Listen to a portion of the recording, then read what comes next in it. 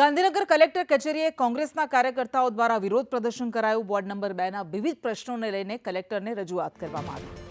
Pethapur, GB, ચરેડી, આદિવાડાના વિવિધ પ્રશ્નોના દબાણ હટાવવા મુદ્દે પણ કોંગ્રેસના કાર્યકર્તાઓ દ્વારા રજૂઆત કરવામાં આવી હતી। ગાંધીનગર કલેક્ટર કચેરી ખાતે કોંગ્રેસના કાર્યકર્તાઓ પહોંચ્યા। અલગ અલગ સમસ્યાઓ જેનાથી લોકો હેરાન પરેશાન થઈ રહ્યા છે તેને લઈને રજૂઆત કરવામાં આવી। કલેક્ટરને વોર્ડ નંબર 2ના અલગ અલગ પ્રશ્નોને લઈને રજૂઆત કરવા માટે પહોંચ્યા હતા, જેમાં પેથાપુર, જીબી, ચરેડી, આદિવાડાના અનેક પ્રશ્નોને લઈને તેમણે રજૂઆત કરી હતી।